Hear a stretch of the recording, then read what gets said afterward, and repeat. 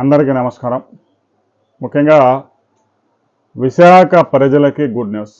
కేవలం ఒక విశాఖ ప్రజలకే కాదు, ఆంధ్రప్రదేశ్ ప్రజలందరికీ, ముఖ్యంగా చదువుకున్న యూత్కి ఇది గుడ్ న్యూస్. విశాఖ నగరంలో ఐటీ పునాదులు పడ్డాయి. టీసీఎస్కి 21 ఎకరాలు కేటాయించారు. దాని మీద పెద్ద ఎత్తున విమర్శలు వస్తాయి. 99 పైసలకే ఎకరా ఎలా ఇస్తారు అంటుంది. అసలు వైసీపీ అధికారంలో ఉన్నప్పుడు దసపల్లా భూములు రసగుల్లాలాగా తినేశారు. ప్రభుత్వ భూములు, ప్రైవేటు భూములు, వివాదాల్లో ఉన్న భూములు మొత్తాన్ని గుంజేస్తున్నారు. ఏదైనా ఒక పరిశ్రమ తీసుకొద్దాం, 10,000 మందికి ఎంప్లాయ్మెంట్ జనరేషన్ చేద్దామన్న ఆలోచన లేదు. టీసీఎస్కి ప్రభుత్వం ఇచ్చిన భూమి లీజుకు మాత్రమే. ఆ లీజు 99 సంవత్సరాలు ఉంటుంది.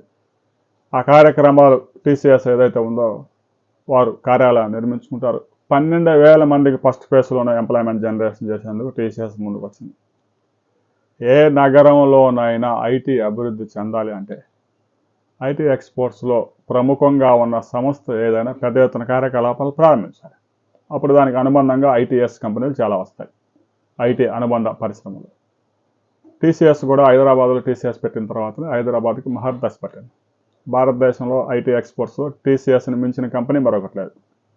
తాజాగా విశాఖ సమీపంలో భీమిలికి దగ్గరగా తుర్లువాడలో 1000 ఎకరాల్లో ఐటీ హబ్ రాబోతా ఉంది అనే వార్త ఇప్పుడు హల్చల్ చేస్తూ ఉంది.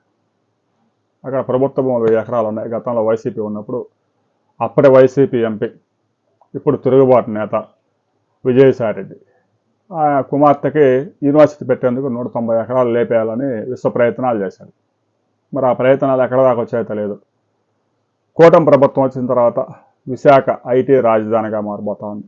మరొక వైపు విశాఖ నగరానికి సమీపంలోనే 1,20,000 కోట్లతో స్టీల్ ఇండస్ట్రీ రాబోతా ఉంది. ఇప్పటికే విశాఖ ఉక్కు కర్మాగారానికి కేంద్ర ప్రభుత్వం అందించిన 11,000 కోట్ల సాయంతో కొంచెం నష్టాల్లో నుంచి బయటపడతా ఉంది. మరో 10 సంవత్సరాలు దానికి జీవం పోశారు. విశాఖ స్టీల్, విశాఖ అంటేనే విశాఖ ఉక్కు, విశాఖ నగరం, విశాఖ హార్బర్. తాజాగా విశాఖ రూపురేఖలు మారుతా ఉన్నాయి.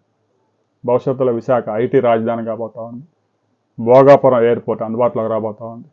మరొక స్టీల్ ప్లాంట్ కూడా రాబోతా ఉంది. ఒక నగరంలో 2 స్టీల్ ప్లాంట్లు, భారతదేశంలో ఇంత పెద్ద స్టీల్ ప్లాంట్లు మరి ఎక్కడ ఉండవు. ఇక రాబోయే రోజుల్లో మరొక కీలక పరిశ్రమ కూడా విశాఖ సమీపంలో రాబోతా ఉంది. దాని వివరాలు మనం మరో వీడియోలో తెలుసుకున్నాం. అయితే ఐటీ ఇండస్ట్రీ మొత్తం విశాఖ వెళ్ళిపోతా ఉంటే అమరావతి రాజధాని విజయవాడ, గుంటూరు ప్రాంత ప్రజలు కొంత అసంతృప్తిగా ఉన్నారు. అమరావతి రాజధానిలో కూడా ఐటీఈఎస్ ఇండస్ట్రీని పెట్టాలి, రాజధాని ప్రాంతంలో ఎంప్లాయ్మెంట్ జనరేషన్ చేయాలి అనే నినాదం బయలుదేరుతూ ఉంది. కొంత అసంతృప్తిగా ఉంది. అమరావతిలో కేవలం అసెంబ్లీ సమావేశాలు, అమరావతిలో హైకోర్టు మాత్రమే ఉంచితే రాబోయే రోజుల్లో అమరావతిలో ఎంప్లాయ్మెంట్ జనరేషన్ కాకపోతే భూములు ఇచ్చిన రైతులకు కూడా అన్యాయం జరిగింది. వారి బిడ్డలంతా ఎక్కడికో వెళ్ళి హైదరాబాద్, బెంగళూరులో ఉద్యోగాలు చేసుకోవాల్సి వస్తూ ఉంది. రాజధాని వచ్చినా కూడా మన బిడ్డలకి ఇక్కడ ఉద్యోగం లేదన్న ఫీలింగ్లో ఉన్నారు. కాబట్టి విశాఖ నగరంతో పాటు గన్నవరం విమానాశ్రయాన్ని, అమరావతి రాజధానిలో మంగళగిరిలో కూడా ఐటీ ఇండస్ట్రీస్ పెట్టాలని చాలామంది డిమాండ్ చేస్తున్నారు. దీని మీద ప్రభుత్వం కూడా సీరియస్గా ఆలోచన వస్తూ ఉంది. రాబోయే రోజుల్లో ఆంధ్రప్రదేశ్లో 2 ఐటీ కారిడార్లు రాబోతా ఉన్నాయి. అవి ఏ ప్రాంతాల్లో రాబోతా ఉన్నాయి అనే వివరాలతో మనం మరో వీడియోలో తెలుసుకుందాం.